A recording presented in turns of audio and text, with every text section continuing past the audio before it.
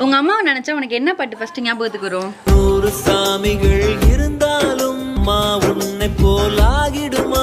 சூப்பர்ரா. அப்ப உங்க அப்பாவை நினைச்சா? தெய்வங்கள் எல்லாம் தோற்றே போகும் தந்தை அன்பின் முன்னே. Super super. அப்ப உன் க்ளோஸ் ஃப்ரெண்ட நினைச்சா? அப்ப என்ன நினைச்சா? சோலி முடிச்சு.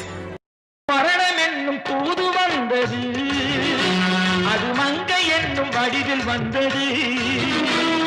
மரணம் என்னும் தூது. சரிம்மா, உடம்ப பாத்துக்க, நான் நாளைக்கு பேசுறேன்.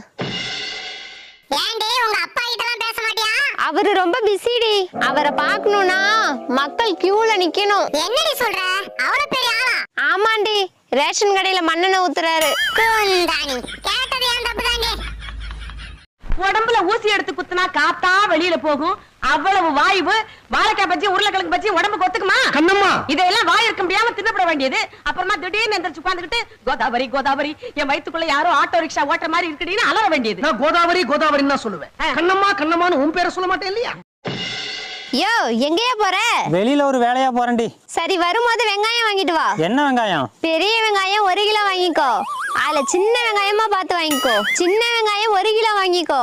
அதுல நல்லா பெரிய வெங்காயமா பார்த்து வாங்கிக்கோ. இப்ப நான் பெரிய வெங்காயம் வாங்கணுமா சின்ன வெங்காயம் வாங்கணுமாடி?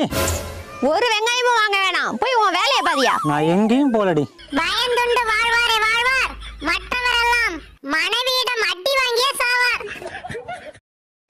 கவர்மெண்ட் ரூல்ஸ் ஆண்கள் நீங்க மதிக்கிறீங்களா? என்ன ரோட்ல புத்து புத்து புத்து புத்து புத்து புத்து போயிட்டே இருக்கிறீங்க. எந்த ஆண்களாவது ஹெல்மெட் போட்டு போறீங்களாங்க ஒழுங்கா? உங்களாலதான் ஆக்சிடென்ட் ஆகுது. நான் திருப்பி கேக்குறேன், 2 வீலர்ல போகும்போது எந்த பொம்பளையாவது துப்பட்டா போட்டு போறீங்களா?